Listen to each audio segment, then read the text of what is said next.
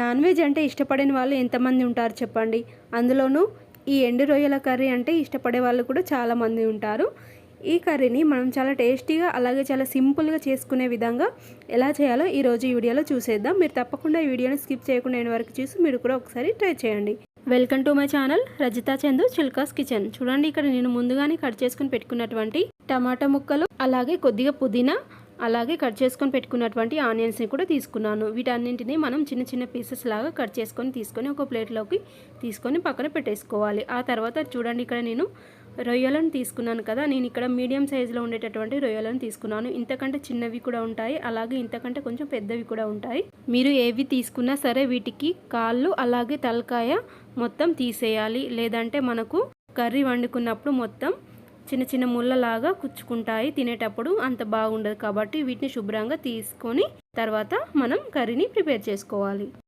ఇప్పుడు stove on చేసి ఒక కడాయి పెట్టుకోవాలి. ఇందులోనికి ఒక 1 టేబుల్ స్పూన్ వరకు ఆయిల్ని వేసుకోవాలి. ఆయిల్ హీట్ అయిన తర్వాత మనం తీసుకున్నటువంటి రొయ్యలను ఇందులోనికి వేసుకొని కొంచెం కలర్ చేంజ్ అయ్యేంత వరకు వేయించుకోవాలి. మనం ఈ విధంగా రొయ్యలను వేపిన తర్వాత కర్రీ చేసుకోవడం వలన కర్రీ టేస్ట్ అనేది బాగుంటుంది. కాబట్టి మనం అలాగే పచ్చివి వండుకోకుండా కొంచెం ఆయిల్లో ఈ విధంగా ఫ్రై చేసుకొని తీసుకోవాలి. చూడండి, ఇప్పుడు మన రొయ్యలు అనేటివి బాగా వేగిపోయాయి కదా. ఇప్పుడు ప్లేట్లోకి తీసుకొని పక్కన పెట్టేసుకుంటే సరిపోతుంది. ఇప్పుడు అదే కడాయిలోకి మరి కొంచెం నూనెను వేసుకోవాలి. ఇక్కడ నేను ఒక 3 టేబుల్ స్పూన్స్ వరకు ఆయిల్ని వేసాను. అలాగే ఇందులోనికి హోల్ గరం మసాలా పీసెస్ని వేసుకోవాలి. అలాగే మనం కట్ చేసుకొని పెట్టుకున్నటువంటి ఆనియన్స్ని కూడా వేసుకోవాలి. వీటన్నింటిని మనం మీడియం ఫ్లేమ్లో ఉంచి బాగా కుక్ చేసుకోవాలి.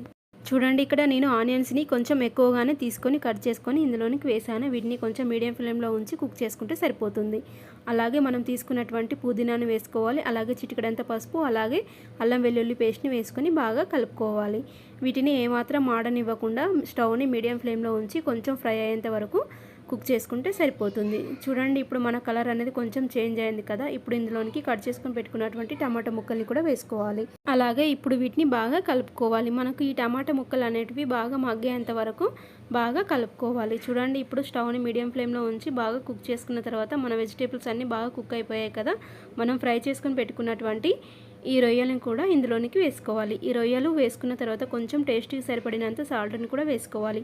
అలాగే మనం వేసుకున్నటువంటి రొయ్యలు అలాగే ఉప్పు అనేది ఈ మిశ్రమంలో బాగా కలిసే విధంగా బాగా కలుపుకోవాలి. ఈ ఆనియన్స్లో బాగా కలిసే విధంగా కలుపుకున్న తర్వాత ఇందులోనికి తగినంత కారాన్ని కూడా వేసుకొని బాగా కలుపుకోవాలి. మనం ఈ ప్రాసెస్ మొత్తాన్ని కూడా కొంచెం స్టవ్ని మీడియం ఫ్లేమ్లో ఉంచి చేసుకోవాలి. లేదంటే మనం కారాన్ని వేసాం కదా, మనకు కారం అనేది కింద అడుగంటుకుపోతుంది. చూడండి, ఇప్పుడు మూత పెట్టేసి ఒక 5 మినిట్స్ తర్వాత కుక్ చేసుకున్న తర్వాత కారం అనేది బాగా కుక్ అయిపోతుంది. ఆ తర్వాత నీళ్ళని వేసుకొని బాగా కుక్ చేసుకోవాలి. ఇప్పుడు ఇందులోనికి కొంచెం గరం మసాలా అలాగే కొంచెం ధనియాల పొడిని కూడా వేసుకొని బాగా కలుపుకోవాలి. ఈ విధంగా కలుపుకున్న తర్వాత మనం మూత పెట్టేసి ఒక 5 నిమిషాలు లేదా 10 నిమిషాలు బాగా ఉడికించుకుంటే సరిపోతుంది. మనకు ఈ రొయ్యల కూర అనేది రెడీ అయిపోతుంది. చూడండి, మనకు కర్రీ అనేది బాగా దగ్గర పడింది కదా. ఇప్పుడు కొంచెం పైనుంచి ఈ విధంగా కొత్తిమీరను వేసి ఒకసారి కలుపుకుంటే సరిపోతుంది. ఎంతో రుచికరంగా ఉండేటటువంటి ఈ రొయ్యల కూరని మీరు కూడా ఒకసారి ట్రై చేసి టేస్ట్ చేయండి. ఇప్పుడు మనకు కర్రీ అనేది రెడీ అయిపోయింది కదా. మనం దీన్ని సర్వింగ్ బౌల్లోకి తీసుకొని సర్వ్ చేసుకున్నట్లయితే చాలా రుచిగా ఉండేటటువంటి ఈ రొయ్యల కూరని మనం వేడివేడి రైస్లోకి తిన్నట్లయితే చాలా టేస్టీగా ఉంటుంది. అలాగే మీరు కూడా తప్పకుండా ఒకసారి ట్రై చేయండి.